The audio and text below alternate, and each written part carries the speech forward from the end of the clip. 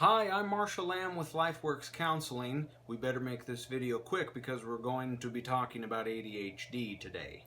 The Diagnostic and Statistical Manual for Mental Disorders lists ADHD as follows. It calls all of it ADHD. It's either predominantly inattentive, that means distractible, what most of us would think of as ADD, predominantly hyperactive, or 3, a combination of these first two. Perhaps the main thing I want you to remember from watching this video is that attention deficit hyperactive disorder is not about deficits of attention. It's about deficits of interest.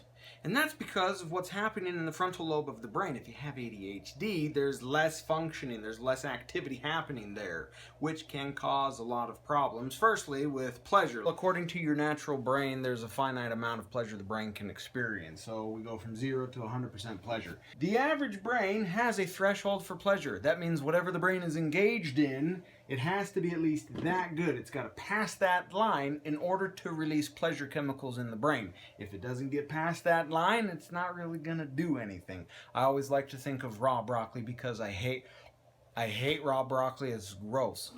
Raw broccoli only gets that high. So it's got to be something better on the broccoli like ranch or cheese that's going to get it past that line, trigger the release of pleasure chemicals, and we're in business. But in school, you might be motivated by doing well on tests. You know, through the whole school, at the end of the year, you want to see that you get good grades. That might only be this rewarding.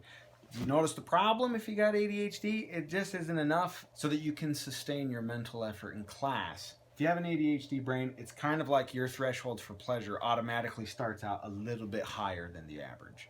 If your frontal lobe is functioning well and there's plenty of activity in it, you will find it easier to think about the consequences of your choices before you make those choices. You will also find it a little bit easier to put off gratification, to delay it, to inhibit your impulses. People with fully functioning frontal lobes also find it a lot easier to exhibit self-control, self-mastery, and to be motivated.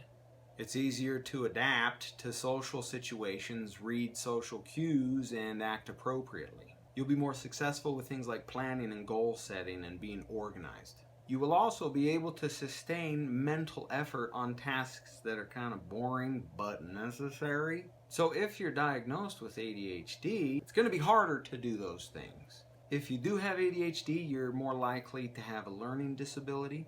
School is pretty much a nightmare. It's documented that if you have a child with ADHD, that it is more difficult to raise that child than it would be to raise a child with autism.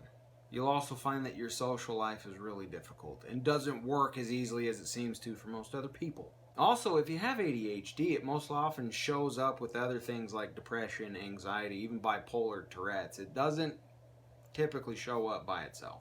The saddest thing is that you'll most likely feel that you're dumb, that you're stupid, which is really sad to me because nothing could be further from the truth.